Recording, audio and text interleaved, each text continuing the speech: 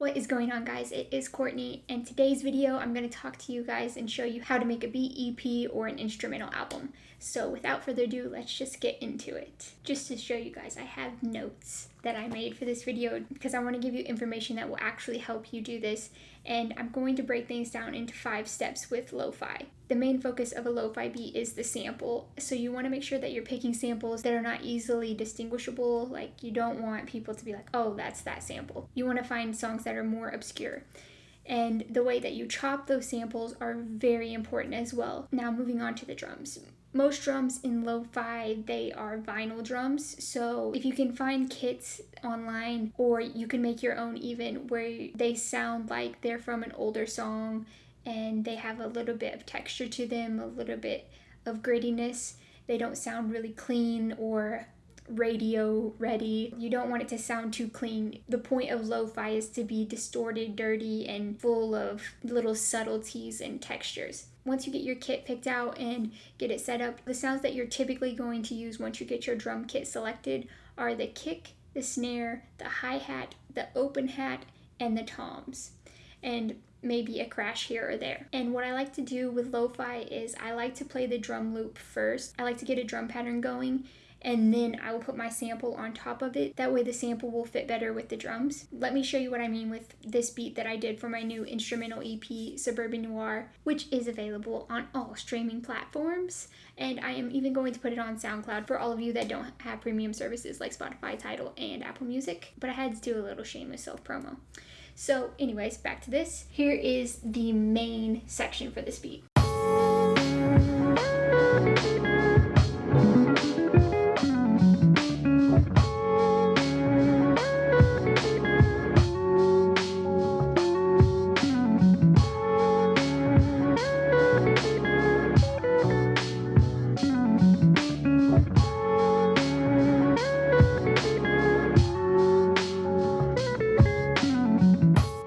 My beat that I came up with using all of these methods that I'm talking to you about. But let me mute this sample really quick and I'll play it on my keyboard so you can see what I mean when I say playing the sample along with the drums.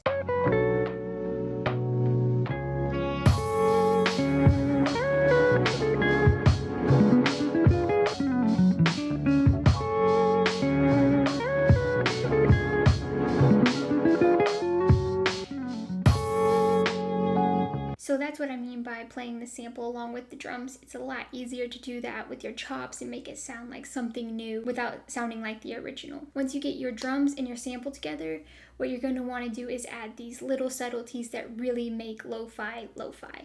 For example, you want to add some vinyl effects.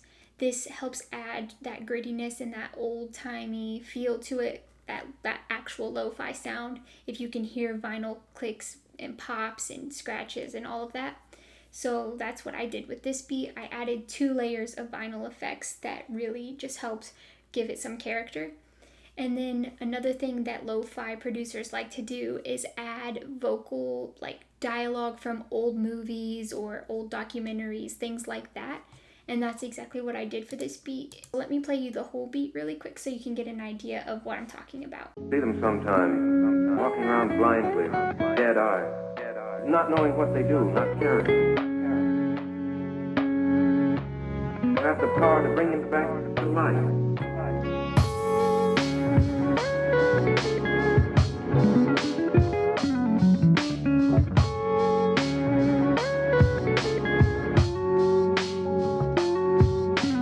So to recap, the 5 things that really help make a beat lo-fi are the sample, the drums, the vinyl effects, the vocal effects using like old movie dialogue, and lastly, use templates. If you're making a beat EP, you want to make sure that you're saving your settings that you have. Like, for example, in Logic, you can right-click right here and you can save channel strip setting as whichever it is. Maybe it's your kick track or your snare track or your sample track.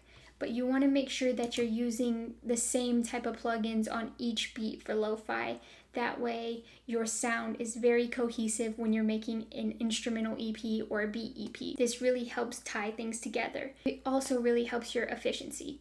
so you won't be spending a lot of time doing little things. There are a couple different places that you can go to get your samples for lo-fi. For example, you can go to YouTube and type in samples for lo-fi hip-hop, samples for lo-fi, whichever, or you could go to your local record store or even thrift stores. They have crates upon crates. Those are a couple of different places that you could go to get samples. And then as well as your drum kits, if you can't find any vinyl drum kits, or you don't have any, type in vinyl drum kits into Google and there will be some. And the same goes for the vinyl effects. There is a website that I know of that you can get your vinyl effects. I don't remember off the top of my head, but I will put it in the description box below. I hope this video was helpful for you guys. If you have any questions or comments, just leave those in the comment section below. And if you want, it would be awesome if you guys could go listen to my new BEP, Suburban Noir, on Spotify, Apple, Tidal.